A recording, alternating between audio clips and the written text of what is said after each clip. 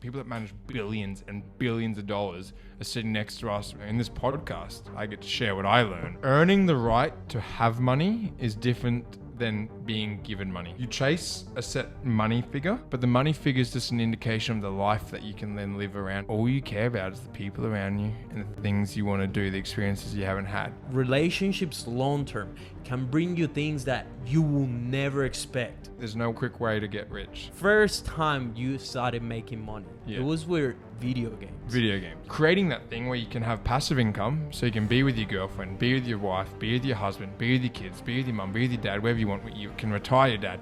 That's the cool stuff about building wealth. The best advice you have ever received. Treat everyone you meet in your life as if they're going to be the most important person in your life. It's your first podcast ever. It is. It's like taking my virginity, as Richard Branson would say. You have no idea how much I love this. Every time I have someone on the pod that has never done a podcast, I'm like, yes, you will never forget me now.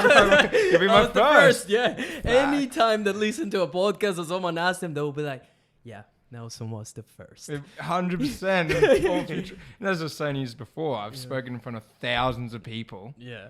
And I walk on stage, not worried at all. Walking in here today, I'm like, whoa, this is a different medium. This is going to be interesting. Yeah, a little bit of adrenaline going on. We just need to get you warmed up. Yeah. If you're new here, my name is Nelson, and I'm the host of the Creative Grid Podcast, a space committed to help creative entrepreneurs become the best possible version of themselves and reach success in every area of life. We usually have extraordinary individuals as guests, and today is no exception. Today's guest is one of my best mates.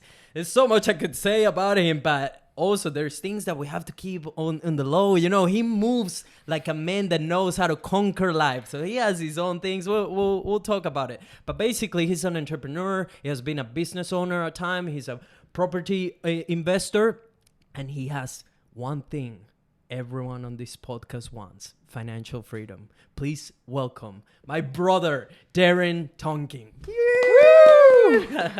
I can't match that. I'll try to look down the barrel, but yeah, I'm Darren. Nelson's one of my best mates. I've had the amazing experience of, being an entrepreneur, being an investor, everything in between. And we sit down, we just catch up for a beer or for a surf or something, and the beach turns into like this little interview thing as you and I talk about life. And then you invited me to come along, and I was like, yeah, hell yeah, let's do it. Yeah, I had to. Honestly, like, there's so much to learn about what you do and your family as well. So I really wanted to bring you to, because I know you will provide so much value for people that are just trying to become financially free or even just win in every area of life.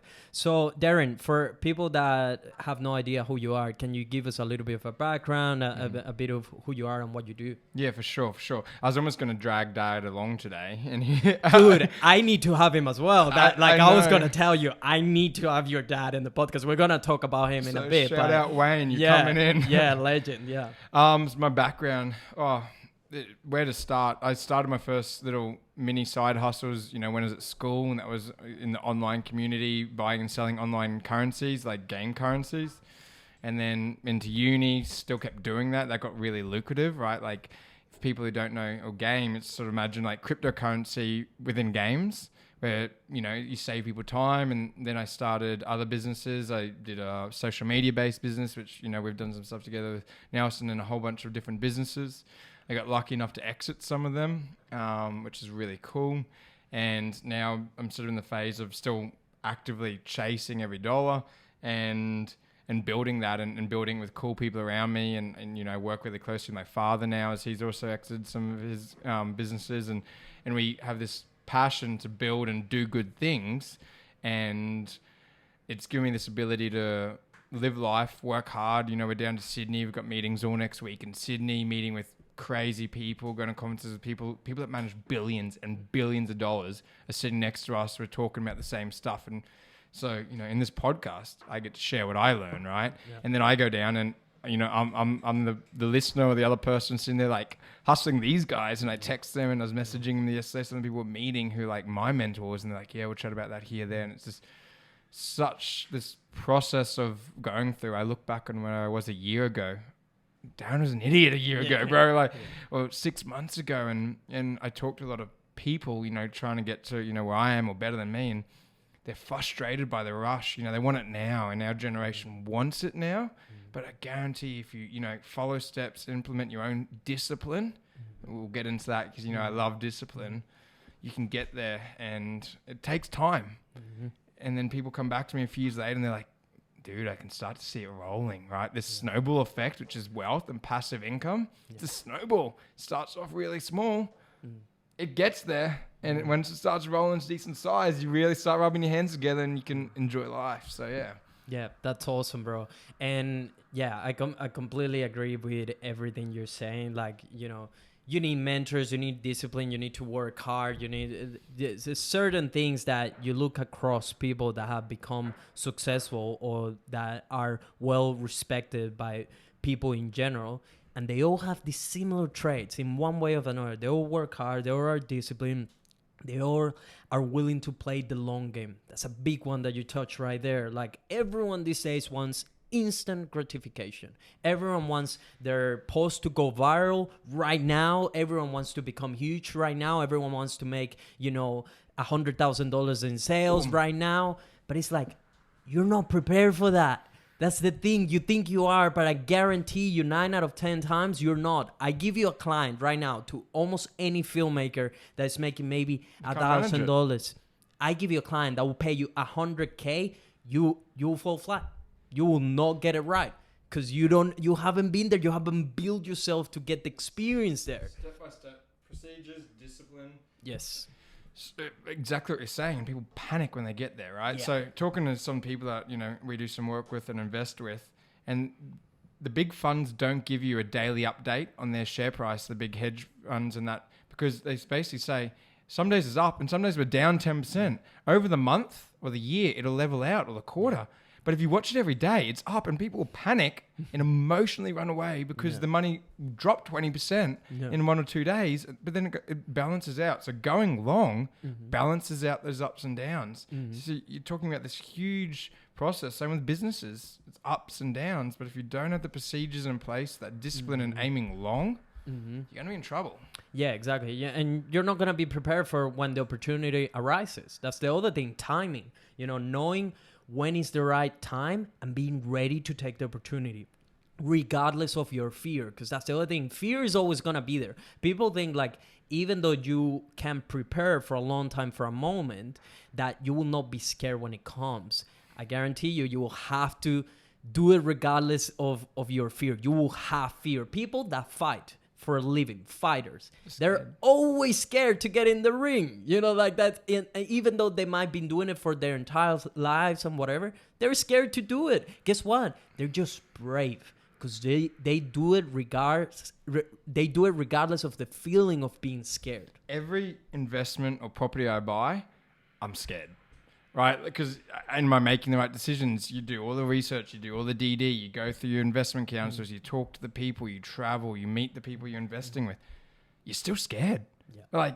And you get trigger shy. I'm the same, right? If I'm looking for new property, I get that you and still always nervous. And that's the paralysis by analysis can become super dangerous because you can overanalyze and you miss it, right? Yeah. And if you average it out, if you use the share market, don't quote me perfectly on this, but it's roughly 7 to 9 days of the year will make 80 to 90% of your growth in the share market. Yeah. So if you miss those 7 to 9 days, you're going to be missing out on all your growth. Yeah. So, using the long-term thing, you just be in there. Yeah, it's going to go down. Things will eventually go up, obviously there's timing and things like that, but being in there long-term is better than trying to wait because you analyze. Nobody knows where the market's going. Exactly. If we knew that, none of us would be sitting here with, you'd own the whole world. Yeah. Yeah. So being scared, it's the same. Buying your first house, doing your first term deposit. Let's use a term deposit. You got $10,000 you want to lock away for a few months. What are you saying? Is the RBA or is the Reserve Bank going to raise the interest rate next Tuesday? Am I going to be down 0.25% or 0.5% or straight away? There's fear in pulling the trigger on every stage of the investment, no matter how big it is. Yeah. Yeah, exactly. Even I'm an expert. I'm making videos, right? And I service right now quite big clients. I'm still scared every time I, send a proposal or I get a yes. Like, I'm excited and I know exactly like that fear. It's okay, and I'm able to label it, and I know it's a natural response. But then I just look at, of course I can get this job done. I've done it thousands of times. I build a reputation with myself that I make the job at the high standard, that my clients are happy every time they work with us, that every time we deliver the best possible product. And then it's like, oh yeah, I can do this. And then you can be brave, kind of thing. Exactly. And I think procedure is one of the things I love, can help with that too, right? Mm-hmm. So how do you go through that procedure? Is it you have people around you where you can throw the video at them and they give you 10 cents on what they think of the review before you send to the client? Is it you've got your, like, I've got my set procedures. I've got, if it's investing and buying property, I talk to these people, I get their views on it, and then I obviously make the final choice. But to help eliminate some of my fear or agree with my fear, okay, this is a bad risk because of X, Y, Z, these people know that market. So, eliminating or minimizing your fear, I think, can be through procedure-based processes of having mentors, friends, connections, people in the industry, and building that. Everyone's got their different process of how to build their procedures, but surround yourself by these people in the industries or the places or what you want to do, and use them to help minimize your fear, right? Using investing. If I see a new investment or somebody approaches me a new investment, dude, giving money to somebody that you don't know is it's actually dumb, right? So sort of I call it a trust transfer, right? So if I go and this is the new investment, and then they can say so-and-so hasn't been invested with us for 5-10 years, I go and talk to so-and-so and they go, look, dude, they've returned our money. It's not some scheme. Our money's come back. Whenever we wanted our money, we've got it back. That trust transfer can eliminate a lot of that fear. Building those procedures in anything, being in a creative business, how you have your procedures. I'm sure you've got all these procedures. Is a big thing. Then my favorite word, discipline. Discipline to stick to those procedures, huge. Yeah, massive.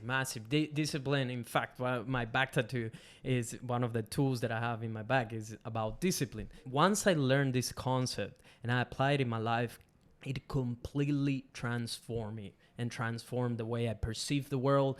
Everything. Discipline is one of your most fundamental tools to get done anything you want in life. Anything. And I'm using this in wealth because that's something that I somewhat know a little bit about, right? And everyone's got their own journeys, but I'll shout a few people out here, and I'm going to do it too. My boy Dan, right? And Dan said I could talk high level about this, but I met Dan. He's working at an electronics shop, and he was helping me out with stuff, doing stuff like that over a year or so. Sort of built a friendship. Long story short, Dan talking to me about stuff. He wanted to buy a house. He decided, with lots of conversations with me, not so much financial advice, just what I do in my procedures. We went through the process, massive amount of discipline. Dan found so much money him and his wife were wasting. Like, just completely cut down on that. Cut out thousands of dollars of waste each month. Long story short, Dan's bought a house. It's a good house. Did the research. Hard economic times. House prices dropping. Dan's house in its place is still appreciating. He hasn't lost it. He's gone from having very little equity to a bunch of equity. Smart buying. Still disciplined. It's hard at times, but he's got there. And he's on the other side, and we talk all the time. But dude, I went over there to do some help Dan with moving in the house, and his dad pulled me aside. I don't know if Dan even knows this. And he put his arm around me and he said, 3 years ago, Dan came to me basically crying, saying, F this, I'm never ever going to get my own house. I can't do it. And really all I did was help explain how a mortgage works, but I enforced the discipline every day. It literally became a joke where him and his wife would message me and she'd be like, Dan wants to buy this, can he? And I'd be like, no. And it just became... Not allowed. Rejected. Rejected. And he's built his own discipline. Yeah. And dude, we're standing in Dan's house, his dad with his arm around me being like, through just chatting, there's basically discipline. Dan's done it. And dude, isn't that a cool story? And that's awesome. I've got 12 people, it's not a set process. I can't per se give financial advice to these people. It's just like, this is how a mortgage works. This is the discipline you need. Cut this. And they're doing it. That's 12 people that have bought property and in the hard time just still nailing it and going ahead. Yeah. Discipline. Yeah, that's it. That's it. It's all you need. And I think when it comes to money, having some understanding of where you can cut, your expenses and what are even your expenses. I think a lot of people don't do this. Certainly myself didn't do this in the past. Analyzing where is my money going? Where am I spending money? What's the things that I don't really need? There's a lot you don't really need and you can cut back, and then it compounds. That's the other thing. It might not be much. Oh, it's just a subscription of $10 or whatever. Yeah, but that's 40 a month. What's that a year? And then you have, that's just counting one of those. What about the other one, the $5 here and the 21 there? And it starts adding up quite quickly. So yeah, definitely get on top of your finances. I want to backtrack a little bit. So the first time you started making money, it was with video games. Video games. Can you explain that? Because obviously that will sound crazy to people. All right. So I'll try and bring it to modern terms, and people gain this to understand.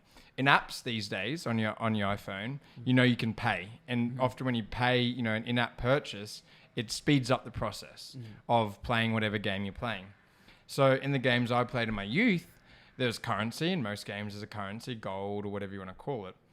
So I found ways that I could make gold effectively through myself and also automation, where I could generate large amounts of gold, and then it was against game service rules, but I could then sell that to other people because it sped them time up, right? So for what would take them an hour, they could be working at McDonald's and earn $20 an hour at Macca's.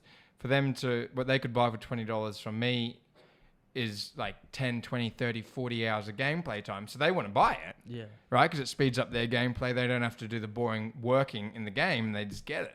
Yeah. So I just built a system where I could do that and it would play around, right? Like there's all these different ways in which things work in the world, and finding these little niches, it's multi-billion-dollar industries now. Apple makes a killing. They take 30% of every in-app purchase you have. Anything you buy on your iPhone, Apple nails 30%. Yeah. And every app developer wants in-app purchases because people want to speed it up. Yeah. Basically, I'm not saying it's the forefront, not the right word, but I was doing that on an early stage on a non-system-based level, just providing people with faster ways to get in-game currency. Yeah. Fact. Exactly, to get what they wanted. That's such a good perspective as well, to understand that if you want to make money, help other people get what they want. Add value. That's it. Add value to them. That's what you were doing in the form of a game, which is quite funny. How old were you back then? Oh, I started playing that game when I was in grade 5, and I think by grade 6 or grade 7, I was, doing small stuff, and that was with kids at school, because everyone at school played.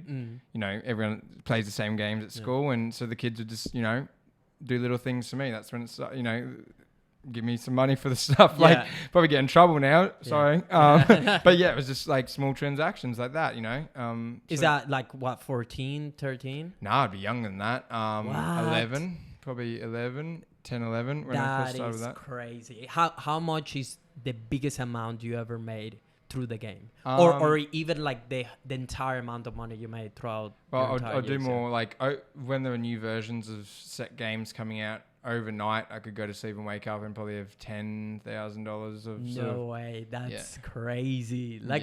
So you're getting all this money. Yeah. This was when I was older. Like this wasn't when I was 11. This was, but still, like you're quite young back then. Yeah. What are you doing with this money? And who do you have anyone that was coaching you almost with what to do? Yeah. So look, I went to university, I went to school, and I have coined another thing that I went to, and I'm very lucky in this sense, but I went to what I still think is the best university I ever could have gone to, and I call it the university of the back seat of mum and dad's car. So I've got 3 other siblings, all phenomenal, amazing, successful in their own right. Everyone takes their own thing, but I always, and still do, I'd sit there and listen to my parents. So my parents both individually successful in business themselves. And I would sit there and listen, or when we're at dinner with their friends, they'd be talking with their friends about it. And you're surrounded by like-minded people, business successful people. And I would listen and learn. So I think for my whole formative life, I was listening, growing up to the discipline of my parents, learning from my parents' friends. So at a young age, I didn't exactly have per se mentors, but I think the people surrounding you, being my parents' friends, I listened and learned. So those early days, I was just saving. And, I used to spreadsheet trade on shares when I was at high school. right? So I'd like, I was at high school, it's a more common thing now, but I'd give myself, say, $1 million. I'd buy and sell shares. I'd collect dividends and do that at school. So I'd sort of learn because I know I like money. Also, I have all these different attributes to myself, but I like measurable progress. I've found I am addicted to measurable progress. Yes. And how I measure progress, be it computer games, was levels or numbers going up. Yeah. I love them. I still love computer games that have measurable progress. And in real life and business, which I also love, measurable progress is many things, but one of them is dollars. Yes. And how can you maximize those dollars on a business, on a personal level? With Dan, how can we maximize your savings so you can get a deposit to buy your place? How you can measure a tangible asset. And when you get a kick off that, where you can see your bank account going, everyone gets a kick when their bank account going, become addicted to it. Day trade on shares and you'll learn that you'll probably lose money. Go and give yourself $1 million on a spreadsheet, day trade. Go and give yourself $1 million long trade. In a year's time, come back to me and tell me which has made more money. I'm going to say it's going to be the long. Because there's YouTube videos out there you've seen where monkeys have made more money than the best by randomly picking by the way, shares. Graham. Yeah, classic. So don't tell me you can go out there and day trade. Yeah. Very few people can do it. They have, and the people that do have an unfair advantage on you. Yeah. Ridiculously unfair advantage of you. Yeah. They can afford to lose as well, because that's the other thing. Like the way they can make a lot of money is by risking a lot of money too, because that's the other thing. If you're gonna try to day trade with $50, that's not really gonna pay you much. Even if you get everything right, it's gonna take a shitload of time for you to actually build. The big ones, they do cheat. They get inside knowledge. It's all sneaky. It's like, it's inherent, right? Like people, it's inherent. So you're not going to, you can, and Wall Street Bets, and Reddit is a great example, being there since 100,000 followers, now it's 10 million. It was the whole big thing with that, like following, and people make insane bets and win, but it's like gambling. You hear about the wins, little less about the losses. They do post it, but day trading's on there, like going long, discipline, setting up your procedures, it's so valuable. And, if I can walk out of here and people can be a little bit more disciplined, like just get rid of that. Say no to going out one night a week. Like, you're a prime example. I don't know, how we met, like you've come so far. I've come a long way. Like if we both think of when we first met and, we've traded a lot of value in me, and people think trading value is money, right? It's not. There's value adds. There's relationships. I've connected you to people, connected you to Maddie, Dan, my friend, has helped you with equipment, and all these different people. It's a value add. You've helped me with things. You've helped me shoot videos. You've helped me with content. You helped me with my sister's work. Like all these different value trades. Just friendship, just call. I've got a question, I hit you up. These are value trades that you're making every day with people. Being a good person, and it's so cool because value is not just always money. It's relationships, right? Yeah. So. And value is defined by the prospect. So what's valuable to you is different to what's valuable to me and a client and etc. That's, by the way, how you do value-based pricing, by understanding what's valuable to your client. And you can charge way more money for that, because then you're able to take more risk and make things happen accordingly, right? To fulfill those results or outcomes that they want to get. But yeah, like what you're saying and what you have said throughout a big part of the conversation is key to nail down relationships. Relationships should be above everything else in your life. I guarantee you, if you have $0 but you have important relationships, you can do anything. You can become a millionaire. But if you have 100K and you have 0 relationships, I bet you're gonna drain all that money. 100%, Nelson. Like the deals I see across my desk are insane. We get options to invest in SpaceX. We get GPT before these are all listed. We get all these amazing companies that people would love to be involved in. They come, it's relationships. They know Darren, he's a young bloke, he's hungry, he's out there, I'm passing value to them, they're passing value to me. That's how I get these deals. Like background, you, me and Maddie, right? Like randomly I call you and be like, hey, come help me. I need you to help me shoot a video. This is, years ago when I was building a company. Can you help me? Yep. You're like, sure, bro. When is it? I'm like, we're flying to Tassie in a few days and meet my boy Maddie. You meet Maddie, like you and Maddie, like super close now. Like the three of us were catching up for lunch, right? Like Yeah. This is value passing, and it's Yeah. worth more than money can buy.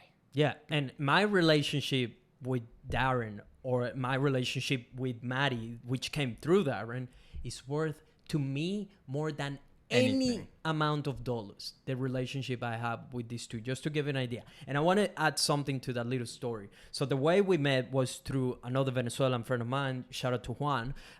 Love you, Juan. But basically, we met when I first got to Australia. So that was 2017, somewhere around there. I meet Darren, and Juan tells me like, hey, Darren does a lot of entrepreneurship businesses, and he's developing an app right now. So he might need some content. Talk to him and whatever. We start chatting. I tell you a bit of what I'm doing. You tell me about yourself, all this stuff. And like, it was never like a pushing or, hey, I just told you what I was doing. You told me what you were doing. Obviously, I'm like, oh, I would love to work with him or whatever. But, you know, never try to push any ideas or anything. He, like, we start following each other and all this stuff. He kept following me for a year. A year later, he came to me and he asked me, and he gave me the first gig in which I was traveling to make content. Yeah. So, you know, it just goes to show you that relationships long-term can bring you things that you will never expect, you know, and things like the friendship of Maddie through that same job that we had so much fun. We created awesome content. We spent so much time, and obviously getting deeper with our relationship. I met Maddie. And Maddie, as you have probably seen if you are following me on social media for a while, you know, it's one of my best mates as well. And Maddie has introduced opportunities in my life that, you know, without him, I wouldn't have had as well. You know, I wouldn't be where I am. Big domino. Exactly. Effect. Exactly. I want to jump in there quickly because you know what I love about that video, Tasmania trip? We literally have the footage of your first time ever meeting Matt on your video. Yes. Yes. Like, literally. So Matty was my mate, and he was driving past where Nelson was living at the time, coming over because we're flying out that morning. So Matty literally is filming, and Nelson's literally filming them meeting for the first time. Yeah. So, like, you know, like, in all honesty, Matty's done so much more for you than I have, and I love that, right? I get a kick out of that because it's still my value passed on. Yeah. And this relationship of this huge effect just changed your life. So I think he's one of probably the biggest people that's influenced your success here. 100%. Yeah. We've got on video. Yeah. I don't know if you think of that, but I think of that. Yeah. No, it's crazy. Like when I look back, I'm just like, man, Maddie has been such a key individual in my life, and it all came through you and through building that relationship and just doing. That's the other thing why it's so important that you pursue the things you love, because Darren wouldn't have hit me up to do it if I didn't have the skill that he just happens to need for that job, which was creating videos, you know, and me doing the thing that I love and sharing it as well. That's the other thing. It's not enough to just do it. You need to share it. You need to speak aloud what you do. By me making my YouTube videos back then, which, you know, it was kind of silly or whatever, and doing jobs for clients and posting about it and whatever, eventually it all led to this moment. Yep. You know, so never underestimate the power of a single relationship. It can completely transform your life. Huge. Yeah. So And worth more than money. I know we've said that, but driving it home, like we'll talk a lot about money on this and how to build money because that's measurable progress tool. But those relationships and owning what you do, you know, I don't know if you remember, Storyboard was the app I was building at the time. Did you see me wear any other shirt or hoodie or hat besides the Storyboard shirt? No. Like literally my whole wardrobe. My girlfriend at the time was like, dude, like stop. wear something. We'd like go out to like romantic dinners and I'd be in a Storyboard shirt. And I got that from my stepdad, right? He had his business and he was like, you know, the business is a big part. And every day he wore the shirt. And it was basically like the business is a big part of what you are. And that I've got 3 siblings in that side of the family. And the fifth sibling was the business. He wore it every day. And he said, I wear it on my heart. Yeah. Right? That's awesome. I wear it on my heart. This is what I do. This is what I love. You obviously hate it sometimes too, but you know what I mean? Yeah. I wear it on my heart every day. Yeah. So if you're building an actual physical business out there with a brand, like have it on your shirt, make it. It's actually almost cheaper to go and get a shirt made, branded your own way than buy a shirt from the shop. Like 100%. Own what you are, put it out there. Everyone will associate you with that. And when they think of it, right? It's the same. Yeah. Think of any sort of video content. I'm calling you. I'm like, Nelson, I need this, blah, blah, blah. Get out there. And the financial returns of you helping me, building time with Maddie, is now reaping rewards. 2017, we're 2023 now, right? Like that's a long, that's investing long, bro. That's a 6-year investment. But now you're killing it, right? Like Yeah, you're getting yeah, clients, you're yeah. growing. Like Yeah. that's Yeah. best investment. Yeah. Yeah. Let's get back to your timeline. So you were making money with video games, all these things. What happens next? Yeah. So I started building a few businesses. I was at uni. I was still making a bit of money out of video games to assist. Started building some apps and some other sort of more practical businesses. And some of them went well. Some of them didn't go well. You know, failure is as good as a success. And as I said before, right, like then I got some exits. I managed to sell out, get some money out of it. And now I've moved that into an investing thing, and I get to invest into apps. Being honest, every day I'm looking for my new number one passion. I love investing. I love business like this, but I'm waiting for the next thing that really grabs my heart, that I'm like, all right, I'm going to keep doing my investing, building this business, helping these people grow their wealth, but I'm going to go and chase this little thing and do that sort of startup, real grind of every day. And things come up and sometimes they tickle me, but you need to love it because you need to wear it on your chest, right? So, you know, really going for that quick timeline, it was, making money from video games, building some businesses, getting success out of those businesses. And then, you know, through that time, building the discipline to invest, right? And I'll be honest, we spoke about it the other day. Every week, I get an income. And that's on a Monday. I always believe, you know, if you have employees, pay them on a Monday. They're less likely to call in sick. And then on Tuesday or the Monday night, my money gets divided straight away. 3 different accounts. Darren's daily to pay for, you know, food, mortgages, all that sort of stuff. Darren's fund savings to reward myself because you need to reward yourself. And Darren's investments. And I can bump money up if I don't spend it all on food or social. And then, you know, I don't know if I'm getting distracted here, but in the fund savings, I bounce it up. This is discipline. And this discipline is what I learned when I was building those early businesses, because you don't have $2 to rub together. You're living on nothing, right? And I'm lucky, you know, being honest, I have had some support from family where not everyone's got that, you know, using yourself. I had a safety net. I was doing it myself, but I knew I could fall and I'd get caught. And some people say you're not self-made then. Fine, you can have that argument. I'm not here to have that argument. You can say that, but he still has millions in the bank. like, you know, you can say whatever you want. So, and I'm aware of that. Yeah. But you need to find ways to do it. And that's by discipline, you know, and that's sort of, so same. I go, how am I studying at uni, living on basically nothing? And then people graduate uni and they start earning $1,000 a week and they still have nothing. Where'd the $1,000 a week go? Seriously, keep that discipline. And that's why I explain, you know, my 3 different accounts. And when people set it up, like today, like shout out to one of my bankers, Brad Starkey. I've been on him for the last month. I wanted a better interest rate and I've been on him. This isn't for my mortgage, this is for my savings.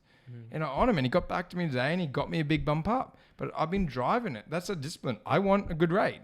Give me a good rate. They get it for you, right? Like you can, and that's tenacious. It may sound small getting an extra, you know, 1-2%, but that's huge when you compound it over 1 year, 5 years. You spoke about compound interest before. I want to pull back. The 8th wonder of this world is compound interest, brother. And that is a fact, because when you see that wealth snowball, so chasing those 1%, saving $100 a week on subscriptions, huge. Put it in. I have girls, you know, friends say, I want to buy this designer bag. I've got a spreadsheet. I built a spreadsheet. We put in the cost of the designer bag and how it compounds out over 30, 40 years. That bag, if you invested that on an average return in the ASX of 9.7 or whatever, or about 10% in the S&P 500, that bag's over $200,000. Do you need that bag for 200K? No. If you want, do it. You got to live life too, but you get what I'm saying, right? So that discipline, and that's what got me through that business middle section when I wasn't making coin. You're the same. I know the same. You had that discipline.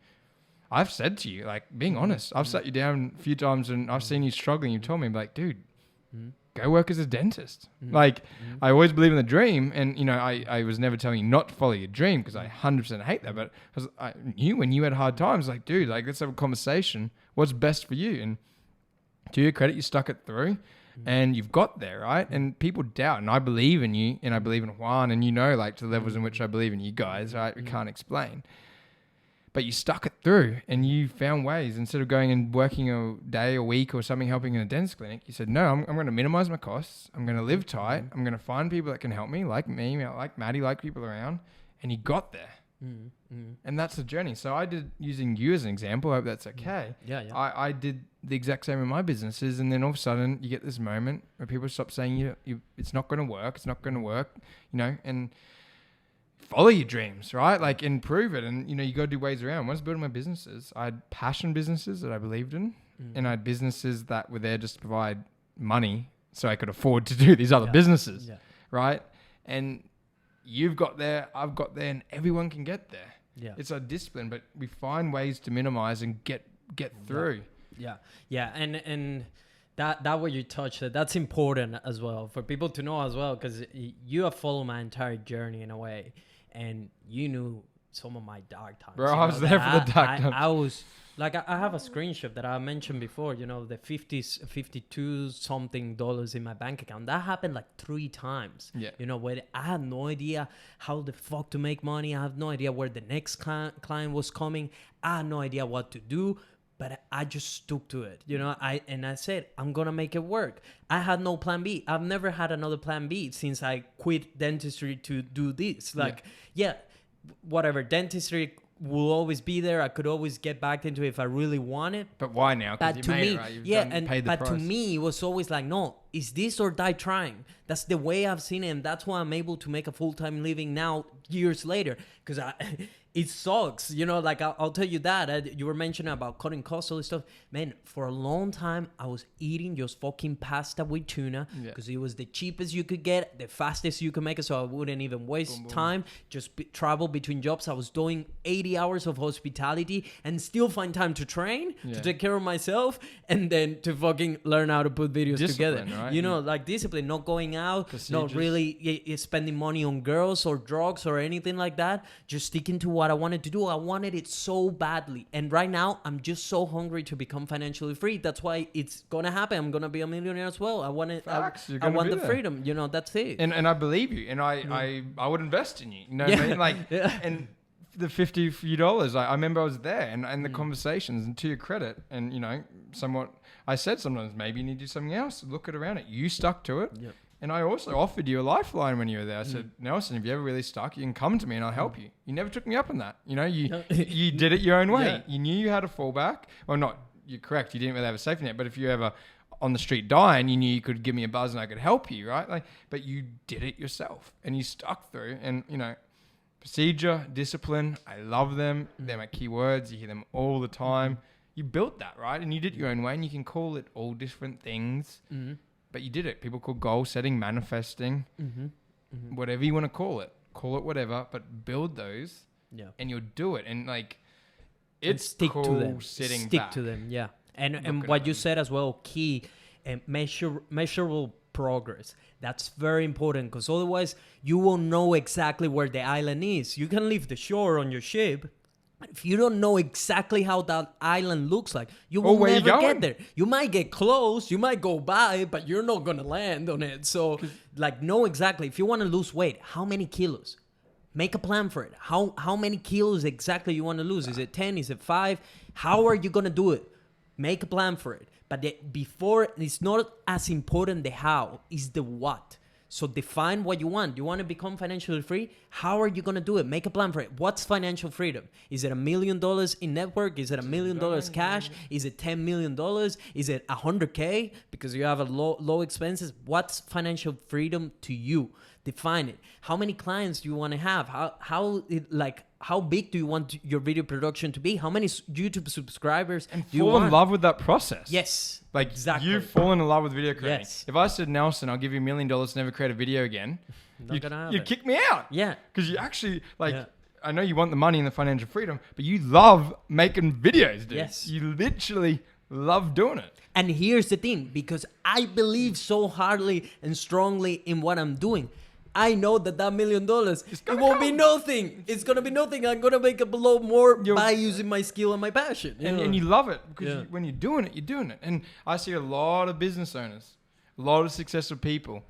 The journey is actually the big thing, dude. The journey of getting there, because they get there, they reach the 1, the 10, the 100, the $1 billion, whatever they target they want, then they sell. I had the same.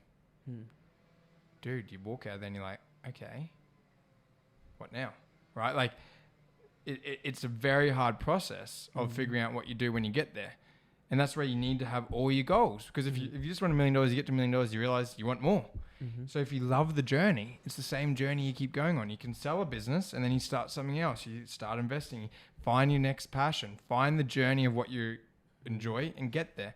And no one's got the answers. I sit here like I got the answers. Sometimes I'm out most of the time, where, you and I, everyone's really like, oh, is this right? Is that right?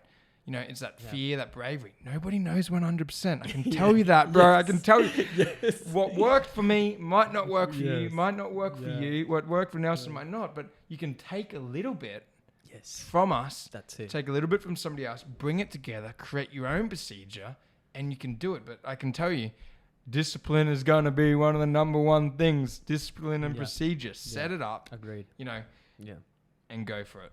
Yeah, agreed. When was the last time you make $1 million? How did that feel? How did it happen? Look, it's just a rolling sort of thing now, right? Like things just roll. So things just keep rolling, they keep going, and you fall less like I'm money hungry. I love money coming, but once you get it, it's a tool, right? So I don't even look at it as a figure now, or we don't look at it as a figure. It's more like, okay, how can we utilize this tool? How can we put it to work? How can we use it in a procedure or something that we love? What businesses do we like? What do we think is going to be a cool journey? What's going to do good for the world? What's going to do good for the people around us? What makes us happy, right? So once you, in using, it's a great sort of question because it sort of brings me another one. It's you chase a set money figure, but the money figure is just an indication of the life that you can then live around and what cool stuff you can do around it, right? Yes. So using, let's say $1 million, you get $1 million now, Nelson.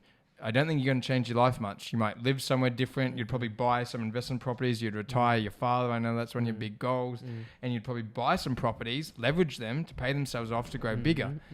But your day-to-day life, it's the same. what would you change, dude? Like, do you want to go buy a Ferrari? Some people can. Don't take credits off that. I one day will want to buy a bunch of cars. Right now, I'm like, I could buy a car. I could buy a unit. And in a few years, that unit will pay for itself and pay for the car. So it's sort of a rolling snowball that keeps going, that wealth just keeps growing. But finding the process that you love and how's it feel? It feels awesome when you can help somebody. We've had conversations when somebody needs some help and you can help them, or it feels good when you can, it's what they call fuck you money. You can decide to do what you want with your own time. Do you have fuck you money? Yes, like I think everyone, it depends on your figure. Yeah, I don't have to go and work for the man is basically what it is. I can work with the people I love, the people around me, and we can work together to achieve what we want. So in that sense, yes, I can do everything I want in my life, wherever I want, with whoever I want, whenever I want. The answer is yes. But if I took the people away that I want to work with and the things I want to do away, fuck you money means nothing. And I was really sick the end of last year. Really, I was looking down the barrel of some bad stuff. And you laying in hospital, people, dude, all you care about is the people around you and the things you want to do, the experiences you haven't had. And, so money coming back is the tool, right? Like, let's use something that's really morbid. It's an inheritance, right? Let's talk about inheritance. You're going to inherit something. And people think, oh, it's cool, I'm going to get a bunch of money. But you got to lose your parents for that, dude, or somebody you love. And that's when it comes down to it, you'd throw that fucking money in the fire just for more time with that person, right? Like it's so money, and that's what I'm saying. It's a measurable progress tool. I love it, but it's about, using fuck you. You can do what you want, when you want, with who you want, right? Wherever you want. That's cool because, inheritance, you then get the money, but you can't have your family or the person you love around. So it's just useless, right? Like, so creating that thing where you can have passive income, so you can be with your girlfriend, be with your wife, be with your husband, be with your kids, be with your mum, be with your dad, wherever you want. You can retire your dad. That's the cool stuff about building wealth, right? So $1 million, 100 million, $1 billion, $1 trillion, doesn't matter in the long run. It's a tool to obviously create income because we need money. Money is not evil. The love and obsession with money. That's by the way, what? That's funny that you mentioned that. That's one of the greatest lies that have been told to poor people. Yeah. If you want money, you're evil. That's one of the greatest lies we've been told. Poor people or middle people, whatever. You've been told that if you want money, that makes you bad, that makes you evil. Dude, you need money and you need to get comfortable with money, and you should actually love money. Because guess what? Money is all energy. Money is not going to come to you if you hate it. Money is not going to come to you if you don't want anything to do with it. It's a tool. It's energy, Yes. right? Energy tool. Once again, similar things, different words. You can do cool stuff with that. So, if you come from a poor place and you make $1 million, what's his name? Is a soccer player in the Premier League. He makes millions of dollars a year. He's got a cracked iPhone, drives a normal car because he sends all his money back to Africa and turns his hometown. He's got schools. He's got energy. He's got clean water. That's cool, dude. Yeah. So, we can talk about making $1 million, how it feels. It is way cooler when you can sit there and know you can go on a trip with the people you love, or you can, I get a phone call from my mum. She's coming down. I can pick her up from the airport. Yeah. Because I know I'll pause time. I'm an effort person. Yeah. I make time for the people that matter. Yeah. And we can go back into how to make money, and I've got ideas, and discipline is a big part, measuring your accounts. But once you get that money, it's not evil. It's what you do with it, right? So if you want to be evil with it, you can obviously people are evil with it. But in general, you can do cool things with this energy, with this tool, and that is where the love of money. It's not the love of money is perfectly fine. It's what you do with that. Yeah, exactly. And the journey that you've been on, you'd keep doing. Yeah. Right? As I said, if I gave you $1 million and said stop making videos, you'd tell me where to go and how to get there. Because it's not that. You keep doing it, but you use it as a tool to do it bigger, better. You can get more equipment. You can get people to help you do what you're doing. You can do it on a grander scale. Mr. Beast. Let's use Mr. Beast as an example. The dude is sick. I loved it. Killing it. Dude, not killing it. Dominating. I almost called you a few years back because I saw Mr. Beast's video, and he said, if anyone can find me, get to me, and shows their love for YouTube, I'm going to work with you. I was this close, Nelson, to calling you and be like, dude, I'll fund us. You got the passion. I want to be part of the experience. Let's fly over. Let's find him, and let's rock up, and it's like the journey to do it. And I know some people have probably, I think, done stuff like that. I don't feel it too much now, but big cool process, because the dude just puts everything back in. He loves making YouTube content. He's like you, has the same obsession. Mr. Beast, if you're listening, you should chat to this man, because he's probably got as big a obsession as you have. Anyway, you love doing what you do, creating content, and you put everything back into it. So when people find that, that's when you make real wealth, because you're doing what you love, and you're not doing it just for the money. You're doing it because you love it. Yeah, exactly. Agreed. I want to know your family. You come from very accomplished, successful, financially free family, right? What are the biggest lessons you have learned from both the side of your dad and the side of your mom? Look, it's really, and I use the term discipline a lot. Discipline's definitely one of them, right? So I look at dad's side of the family. Still very, very, careful with their money. They don't waste. They don't spend anything. They don't live above their means. If you walk down them on the street, you would not have a clue at who they are, what they do. And that's a discipline, because they enjoy the abilities of what money gives them. It's discipline. And, I love my parents on both sides of the family, and sort of had this conversation with them. And, my mum and dad made their money in two very different ways, right? My dad dedicated his life, worked ridiculous hours for his whole life. He literally, dropped out of school at 14 or so and worked. And when he retired, it was 45, 50 years straight, working 6 days a week for his business, giving it everything. I'm talking at 6 a.m., he's there. What was the business? So that was in steel. Yeah, and steel and minerals. And he made it by hard work. And my grandfather was the same with them as they built it. My mother, same, hard work, extremely hard work, but, and I'm not saying my dad's an very intelligent man, but my mother is very intelligent at the way she does things, and very methodical. And, that's why I've got this methodical, process-driven thing, where dad's is sort of more hard work, mum's is methodical. And I got to see both sides of how you sort of make it, work hard and work smart. And they're both fantastic. So I got a work ethic from both of them, and I learned the pitfalls of my mum and the pitfalls of my father. So set tools, it really is work smart, not hard, to a degree, but you need to work hard as well. Yeah. That's what, by the way, that's another lie that a lot of people like to tell when selling stuff. Oh, you will never need to work hard. It's like, no. Every Buddy, day, bro. you need to work hard and then work smart. But hard work will come first, because otherwise, how do you even get smart at it? And even when you're working smart, you still need to work hard. Yes. Right? Yes. Like it's Agreed. this whole thing. So honestly, discipline is a big thing. Discipline and not wasting your money. Doesn't matter how much you have, don't waste it. I know billionaires that drive, Honda Civics. Like, so discipline, working hard, definitely investing smart, being careful. Big thing. There's no quick way to get rich. There are, you can invest in a lucky crypto coin and goes up. But really, was that an actual decision that you made? You knew that, was that the one coin? Did you buy the one coin and then turn 1,000 to $1 billion? No. You're just throwing money and see where shit hit. Repeat it. If you can show me you can do that for 20 different coins and hit the nail on the head every single time, voila, okay, sit down, talk to me. I want to see how you do this. Yeah. But generally, there's no get rich quick schemes. If it's too good to be true, it's often a lie. Yeah. So very big lessons from them. So, but just listen, and it's just the little things as much as the big lessons spoken about. Interest. Do you know how interest works? Do you know how the mortgage works? Do you know how all these different instruments? Because we don't teach financial knowledge in school. I've got a lot of famous friends who are in professional athletes. I'll sit down when we talking and blah, blah, blah, my savings account. And I'm like, oh, yeah. So actually, good question. Do you have a savings account? What's a savings account? I've got, my money goes to my bank. I'm like, okay, how many bank accounts do you have? One. Is that where you spend all your money? Yeah. Is that where all your savings are? Yeah.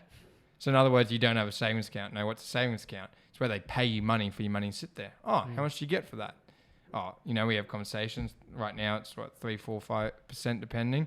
Sit down with them and they're leaving insane amounts of money on the table. And these are professional athletes that you think are killing it. Yeah, they are killing it. But they're not deploying their money smartly, right? So understanding these simple structures, great lessons I got from my parents and people around them. So, Google it, have a look. There's so much knowledge out there. Talk to people. I would talk to anyone about this. I can't give you exact financial advice, but I just say what I'd do. Westpac, using Westpac. If you're under 30 and you live in Australia, you can get an extra few points of basis points by having your money with Westpac because you're under 30 and they've got an under 30 bonus, right? In the States, they've got high interest earnings. And in South America, I know too. Do you have one of those accounts? If you're listening now and you don't have an account, it doesn't matter how much money you have, just have the account open so you can put money in there. You're literally leaving money on the table for nothing. Understanding and learning about it, such a big part. Yeah. Let's give, because obviously you understand money very well. So 3 applicable advice, things that people can implement right now to make more money or even understand money a little bit better. Like, what would you have loved to know when you were younger that we can teach right now to people? Besides, obviously, the ones we have talked about, like the discipline and the one you briefly explained as well of how you have 3 accounts. What else can you give to people to actually start implementing right now? Well, I think the first one is that implement now, right? Literally today. You listen to this podcast, log off Spotify or YouTube and go and open a bank account or find it. So starting now, and that's sort of a cliche one. It's a standard cliche one, but understanding how the smallest amounts can grow and that snowball compounding interest. If you don't understand compounding interest, then I would say look and understand compounding interest. That's the first one. Learn compounding interest and how it works. And I'll quickly deviate off that. So it's an old myth or story of a king in, I think it was India, was rewarding one of the people who worked for him, who helped him solve something. And he goes, okay, anything in the kingdom, tell me what you want. And he said, okay, I've got a chessboard and I want you to put 1 grain of rice on the first square. And for every square after that, double it. So the first square is 1, the next is 2, the next is 4, the next is 8, the next is 16, 32, so on and so forth. The king said, sure, done. Laughed at him. That's nothing. You could take anything. This is rice. This is back in the old days. Rice is huge. there's still not been enough rice produced as of when that story supposedly happened till today to actually fulfill that promise. The mountain would be bigger than Mount Everest, according to what I've researched. That's compound interest. Yeah. Things doubling on doubling. Yeah. So definitely compound interest. Look into compound interest and savings accounts and understand how to do it. Number 2, accountability. I think that's a big one. Mm-hmm. Mm. Tell someone or people your goals and what you're working for. Yeah. Sort of ties into discipline, but when you're accountable with your wealth journey, let's use you. Mm. Everyone knows what you're trying to achieve, Yeah. right? So if all of a sudden you're not waking up at 5 a.m. in the morning, bro, you're going to get a message I have people on me. Yeah. all the time. Yeah. So if you tell me you're going to put $100 a week into a savings account, Mm. the next time I see you, now some you've done it. Like just having that accountability, and people are so scared of accountability because then they have to do it. Yes. So own it, dude. Put it Yeah. up on your wall so you see it. Be accountable to yourself. Have a mentor or someone hold you accountable. It'll help. Yeah. You know, so we understand obviously you can decrease your expenditure, increase your income. Like these are things I'm trying to stay away from the more cliche ones as much as I say start now. But create accountability Yeah. to yourself and other people, and it'll help you snowball that effect. That'll be Yeah. a huge one. Big one. Yeah. So that's sort of the same with the mentor, have people help you do it. Number 3 of how to get moving now quickly. I'd say start practicing different investments. So if you don't know it now, then practice, right? And people think shares are a great way. For somebody without a large sum of money, you know, there's property, savings accounts, bonds, shares, maybe the 4 different things that you can buy, different instruments. When you get bigger, you can get into other different things. But if you start with them, so practice them. As I said before, spreadsheet trade. Give yourself $1 million, $1 billion, whatever, 100,000, whatever sort of figure you want. It just different multiples on a spreadsheet, and buy some shares that you research the shares, buy the shares in the spreadsheet, and watch them grow, or try and day trade if you think you're going to do that. If you're doing bonds, look at bond yields. How much money you'll get if you buy this bond and hold it for a period of time. It's all public. Dividends and what they're paying out, the percentages are all public. Practice doing what you're doing.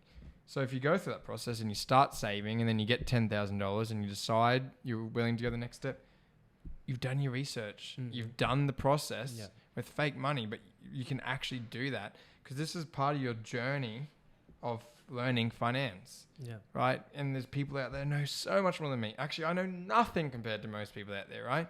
And I'm always learning. So I get to these meetings or these events with people managing big money. I ask them, and sort of maybe a 4th one, using this podcast example. People love to tell people what they do and know. They freaking love it. Find somebody who knows something, or you believe knows something, or proven it. Can be a random guy at a pub. I know you've met people at the gym and you've done videos with them. And you start asking them questions about how they've achieved what they're going to do. They're going to tell you. Because nobody loves anything more than talking about themselves. Okay, there are a few people that don't. But if you see a guy who's got a Ferrari and you want a Ferrari, go talk to him about his journey. At the start, they'll be resistant. You be persistent and say, how do you do it? Can you tell me business? What sort of business? And what are your biggest struggles? Those sorts of things. How do you invest your excess money? They'll eventually tell you. So don't be shy. And that sort of comes back to the mentorship too. But people love to talk. Learn to listen. Agreed. Would you say that anyone can become financially free? Anyone 100%. can become a millionaire? 100%. Like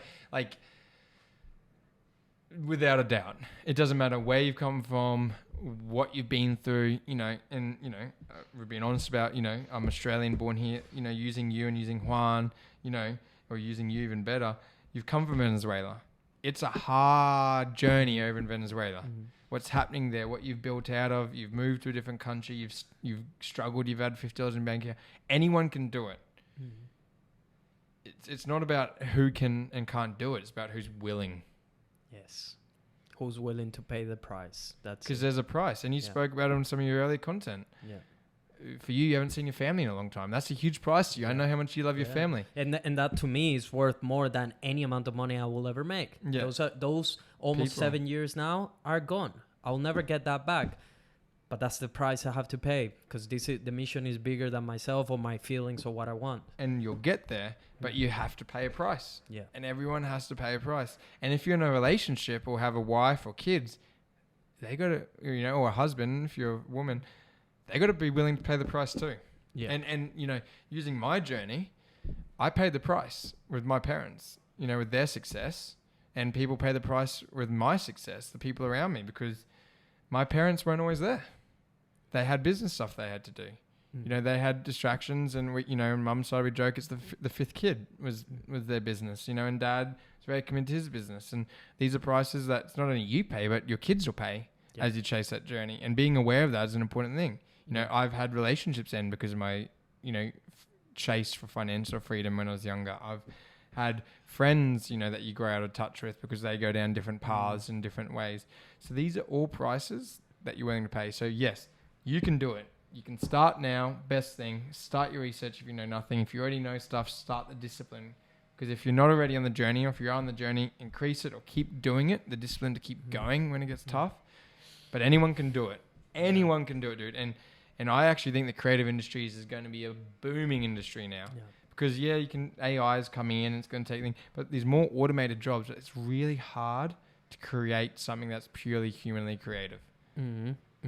You know, it's really hard to do that, and people still love people, and they love the creative space, and videos booming, and it's going to get better, and voice is booming, podcasts, all these things are booming. There's great ways to do it. There's discipline, and you're not going to get 100 million followers overnight. Yeah. You're not going to be Joe Rogan tomorrow. No, and Joe Rogan wasn't Joe Rogan overnight either, right? Like he went years, you know, he literally was fighting in a cage to build his way up. Everyone's got these journeys. Yeah. So, dude, 100%. And you know, it's going to be a real cool moment for you. You'll get messages in a few years' time where people will be like, dude, I've done it.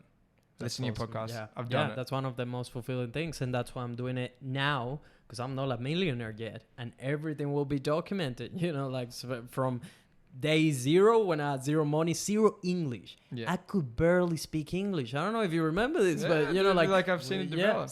When we met, I could barely talk to you. You know, like imagine how far we have come that we're recording a podcast together. That's sick. Every time I think about it, it blows my mind. Like shit, when I first landed in Australia, I could barely speak English. Dude, like, and that's what I'm saying. Fall in love with the journey, not the destination, because you'll get there and you'll realize it's not that cool. Trust me, you'll get $1 million, you'll do a video about it, you'll be stoked about it, and you know what you'll do? You'll end that video and be like, all right, continue the journey, we're getting 2. Yeah. And you'll get to 2 and you'll be like, all right, we go for 10. Yeah, right? Exactly. Because it's going to be the journey. It's always a next level. Always a next level, and you'll find the journey, the destination's actually disappointing. Yeah. Using a holiday, planning a holiday and the excitement for the holiday is as much, if not more fun than actually getting there. Yeah. So some people obviously would say like, oh, that's easy when you have like a safety net because you come from a family with a lot of money, all this stuff. But what they don't know is that there's a whole different skill of how to preserve and grow wealth. What are 3 things that you can teach people about how to actually, once you get the money, how do you preserve it and make sure it also grows? Because I could give $1 million to a bunch of people, even to myself a few years back. You give me $1 million, it's going to be gone because I just didn't have the skills and knowledge of what to do with it. So what can you teach people right now about what to do when they get the money? Once you get it, yeah. So, you know, yes, I had safety nets. And I was, you know, I was helped, but never given a lot. And, you know, let's use other examples of people that get given a lot.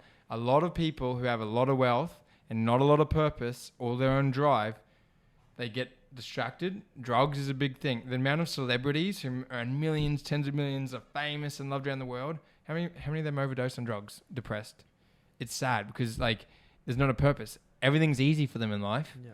It's given, you know, they work their way up. They worked their way through Hollywood, the hard years. They loved it. They grinded. They had share houses. Next thing they get the breaking role. They make millions, making millions, and then they're binning themselves because that purpose. So earning the right to have money is different than being given money. And that journey of earning and then having discipline. So how do you keep it when you get it? You invest smart. The people around you are wanting to go out, have nice cars, do drugs. I've never had a cigarette in my life. I've never even had a puff. I've got an addictive personality. I love things when I get involved in them. So I won't touch anything illicit. Dude, not even a puff. My friends won't even, they won't even say, do you want a cigarette? Because I know I'm just going to be like, dude, go away.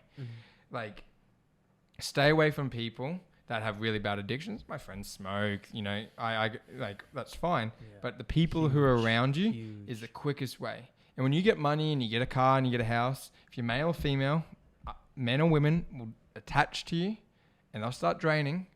You'll have friends that attach to you. You'll go out for dinner. They won't pay the bill. You don't care. You've got some money. Next time. 10, 20, 30 times down. Being the man by paying the bill or the woman by paying the bill, that's okay if you're okay with doing it. But a lot of people just start sucking it out of you because they want it, right? Yeah. So the people around you, huge. Discipline and sort of coming back, and a lot of my things loop around because they're connected. And discipline, I get an income each week. I don't consider what else I've built as accessible. That's invested. I get an income each week and that income is then divided up straight away. I don't just have this unlimited pool of money because it's not unlimited. No one's is unlimited, but I just don't have this big pool where I just keep pulling from. So I have my investments and incomes. They pay me. That then gets divided, as I said, into 3 different accounts. Some it goes straight back into being reinvested and the others paid out. So if I want to go out, let's say if I want to go and buy a Ferrari, I'm going to have to save for a few years. Yeah, I could just go and liquidate some of my assets or pull from the big capital fund and buy it, but that's not how I work. And if I did, I'd tell you, my family would look at me and be like, what? Why? Yeah. A lot of my friends would look at me and be like, dude, some of them would be like, sick. Some of them, but a lot of them would be like, sick. But why? That's not you. Yeah. Right? Like delayed gratification. Yeah. Once you get the money, I use mountain bikes. I love mountain biking. I want to buy an electric mountain bike. That's, a big investment. I delayed myself for months and months instead of just buying it. I had to save for it. So creating that saving, and things change and develop, but creating that discipline, even though you've got that lump sum of money, that's your capital. You've worked a lot to get that. Live off the money from it, live off the passive income, and then divide that passive income out and put some back in. So if you have $1 million, you're getting 10%, you're getting 100,000 a year. I know, put 50,000 back in. You can live on 50,000. Then you got 150. That's compound. So still maintaining the discipline that you had when you had nothing into going forward and those procedures, big one. And I live by it every day. Yeah. So I have a weekly budget and I know if I go over that weekly budget, I ain't got nothing to spend. Yeah. And I don't go over that budget because it's still my personality. Because through that journey, you'll build traits that you want to keep. Yeah. And number three. Third big one to keep your wealth. I think I've covered the big ones. I think actually easy. Keep finding ways, new businesses and new hustles and new side things that you can do to keep adding to that pool. Because if you work 10 hours a day, you don't have 10 hours a day to spend money. Yeah. The more you sort of work and do things, the less time you actually have to spend money. You don't spend much money at work. If I say to an office person, when you spend your most money, it's the weekend. Yeah. Because they go to work, they maybe pay for lunch, they go home, have dinner, they rinse, repeat. But if all of a sudden you don't work at all, your expenses go through the roof. Yeah. So you can either find more hustles or more things to keep working on and purposes. And it doesn't have to even be income. It can be woodwork. Yeah. But if you don't have that, you'll burn through your wealth real quick because you quit your job and then you start spending all the money because you got extra time. Yeah. I've seen it. I've seen it many times. Invest in people. Right. So, and I see it sort of, once again, the older people around me, the young keep you young and they keep finding new things, right? So if you keep investing with people, all different ages, older, younger, you identify new things. Let's use TikTok.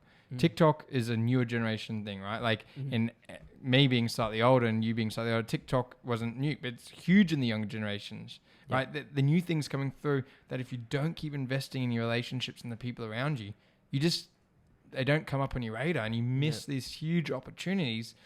And staying active and moving, and the young, which we still are well and truly, but like the young, we're the active ones, and the people around me, the old ones, they're calling me, being like, Darren, we're looking at this. Have you heard of this? Because it's younger, more technical, more different things. Yeah. And the relationships like you and I, like we have with Maddie, Juan, Dan, people who I work with at Qantas who help me with everything, Adam, these are huge relationships. often it's not about big money transactions. It's not. It's about relationships and building. Yeah. And then something will come up and they need something. They call me. I deliver. Yeah. I call them. They deliver. And it's just fun when you have this cool invested network of people that we can get on the phone and do cool stuff with. Be it business, holidays, trips. We're going to go do a thing with Maddie and Evolve, right? Yeah. We're going to go shoot some content with that. That's just Yeah. cool stuff with cool people. Yeah. And it keeps you alive. It keeps you like leaning forward in a conversation, right? Because you've got something to talk about. Yeah. So huge way to keep your wealth growing is keeping the people around you and growing that network and staying young and fresh. Yeah, agreed. Completely agreed. What's the best advice you have ever received? Treat everyone you meet in your life as if they're going to be the most important person in your life. Because I have helped random people on the street in random situations, and monetary value, they've been worth millions to me. In a relationship, even more. And sort of coming back to talking about our relationships and how we met, right? Like random people in random places, treating them amazingly. If you think someone's lower than you, you're dumb, because nobody's lower than you. You're better than no one. No one's better than you. Everyone is equal. Best bit of advice: treat every single person you interact with every single day as if they are going to be the most important person in your life. And that means you're going to be a great human being. And if you're being a great human being, great stuff is going to happen to you, dude. I can promise you that. Yeah. And you're not doing it for people to do stuff back to you. You're just doing it to make their day better. You said to me before this podcast, we can help one person, we're doing well. 100% agree. But if you can make one person's day slightly better by making them smile, you've done it. And if you help somebody and next thing you create a relationship and they're helping you, that's that. So best bit of advice just for being a great person and great business, treat every single person you meet as if they're going to be the most important person in your life. Yeah. What's the worst piece of advice you have ever received? Quit. Give up. Which it's, in this podcast, I'm sitting there being like, yeah, sometimes I told you should do some dentistry, and like sitting here and on camera, I'm being honest, right? Sometimes I told you need to do these things, and, it sort of hit my heart, and like, hopefully, did or didn't show it. But like, people tell me I quit. Just like when you're out there and you're doing business idea and people laugh with it's not going to work. You're going to fail. You're like, all right, you're probably right. Sometimes they were right. Sometimes they were wrong.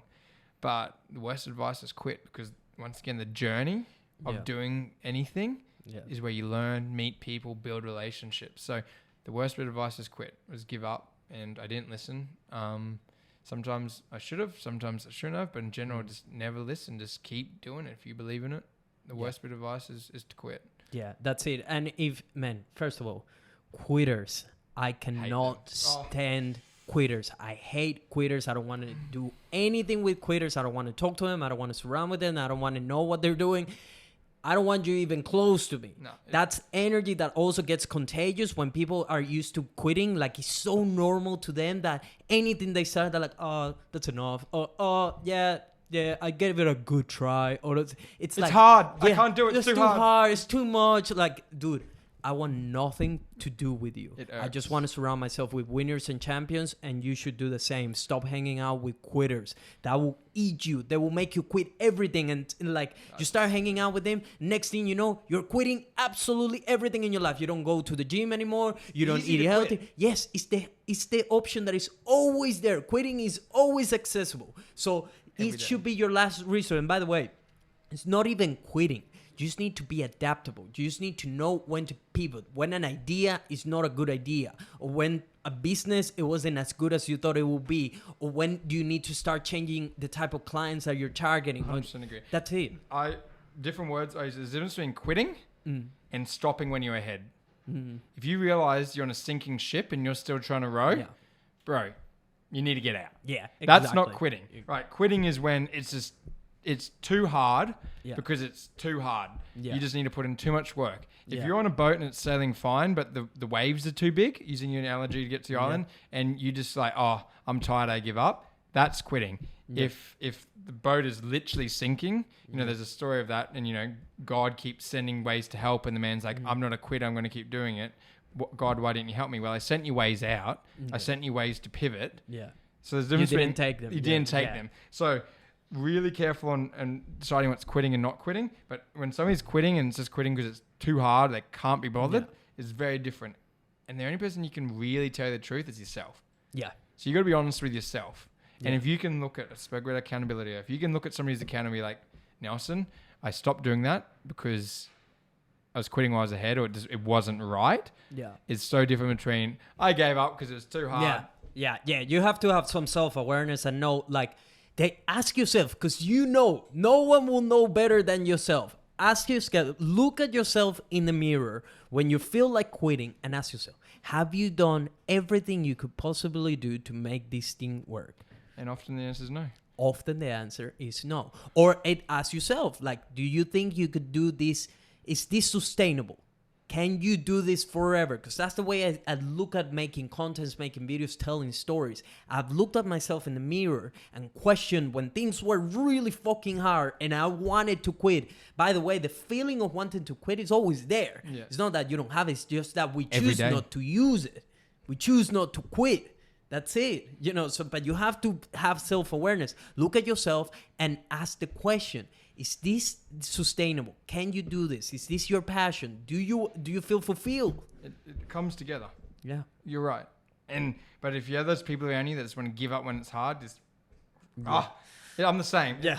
I honestly, I can think of some interactions the last week or two when people nothing fires me up or gets me more annoyed than people being like, it's too hard.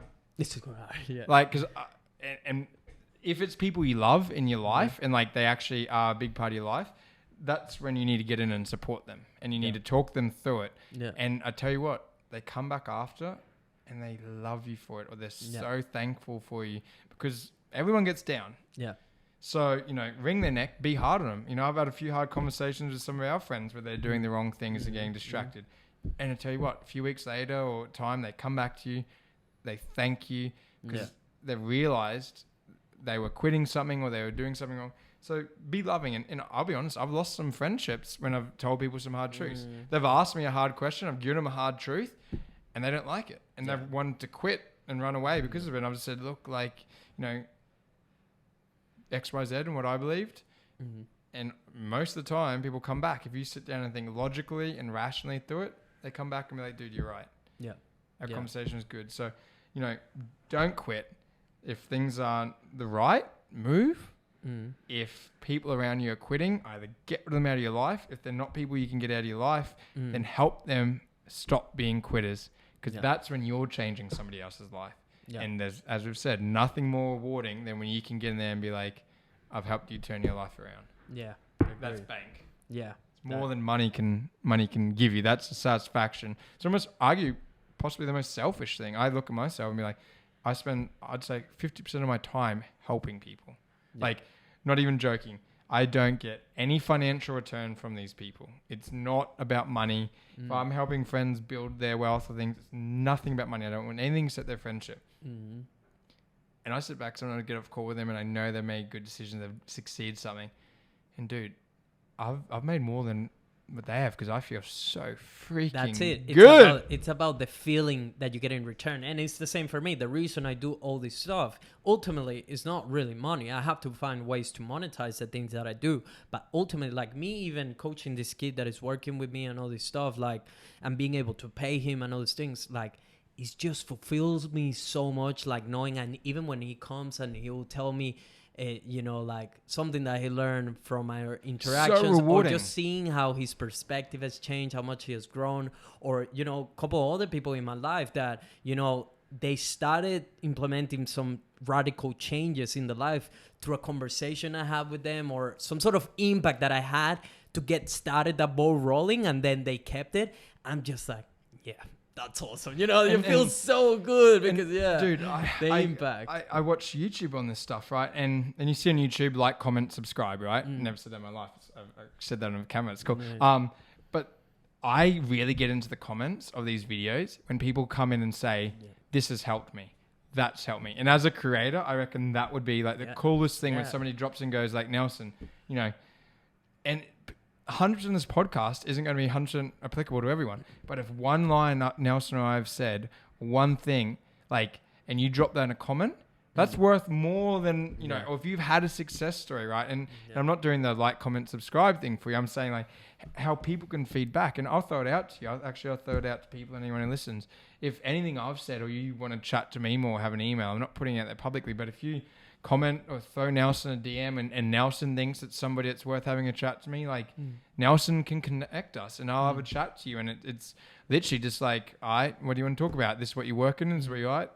I can help you. I can't. And that's if I don't know what I'm talking about, I'm going to tell you I don't know what I'm talking about, right? Yeah. But if I can help you or you prove yourself and I know I've got a connection in that industry, I'll help you. I'll give you my time. If you want me to be accountable, I will. Once a month. Hey, Nelson, have you done this? Yeah. Hey, Joey. Hey, Sonia. Hey, Francesca. Whatever. I'll hit you up because I'll probably do the same with you. Because then one day in the future, I'll come to you. So, you know, if something good here or you want to chat to me, I don't know. Is it comments? Is it DMs? So where can people find you if they want to know more about you, or just get in touch, or just tell you what they thought about the podcast? Where can they find you? Look, I'm pretty reclusive now on social media. Everything's under request and things like that. So, look, honestly, the best way would probably be reach out through Nelson. So, and if things come through, I'll be. This goes on YouTube, Spotify. I'm normally on Spotify with that because I love listening to it when I drive, listening to stuff. Great podcast that came out yesterday, by the way. Thank you. Yeah, hit it up. I'll be in the comments. I can jump in your comment section on YouTube or you know, shoot DMs through and we can connect through that. Just. I get a lot of messages from a lot of people all the time, but anyone that's listening to this, I know you're worth chatting to and I 100% want to help you. So through Nelson, you can chuck some stuff up there or comments. Nelson, hit me up if I haven't got him back. And yeah, basically just open mic. If you come through and say, you can message me on Instagram as Darren Tonkin, but it'll go to request. But if you go through and say, I heard you on Nelson's podcast, I'll accept you. That'll get you in the door. Yeah, I'll accept you. I'll see that. And just first thing, you know, first line, don't say hi. I heard you on Nelson's podcast. Yeah. Boom. And then you can say hi underneath and explain things. So I'll see to my requests and I'll give anyone as much time as you want. I make time for people. Yeah, I make time for people. That's awesome. Well, there you go. Leave on the comments anything you loved about the podcast or any questions you will have, because definitely we'll need a round two. I didn't even get into half of the questions and topics that I wanted to talk to you about. I knew it was going to be very valuable, like I told you. So thank you, bro, because I know you're a very busy human being. Thank you for making the time to come here to provide these little nuggets for people. If you enjoy the podcast, make sure to support us. Leave a like, thumbs up on YouTube, subscribe, hit that red button. Come on, it's free and it will help a lot. So you show appreciation. Exactly. And if you want to give the extra mile, this is the thing that really helps the podcast to make sure that we get to a bunch of people all around the world. Leave a review on Apple Podcasts. That will mean the world, because that means that Apple and Spotify and every platform will push it more because people are finding it enjoyable. So make sure to leave 5 stars and just let people know what you think about the podcast. If you want to follow us, we're at The Creative Grid on every platform, at Nelfalife on every platform. I will see you on the next episode. We've got so much to talk about, bro. Yeah. Goodbyes for everyone. How was that, brother? Good. You killed it. Yeah.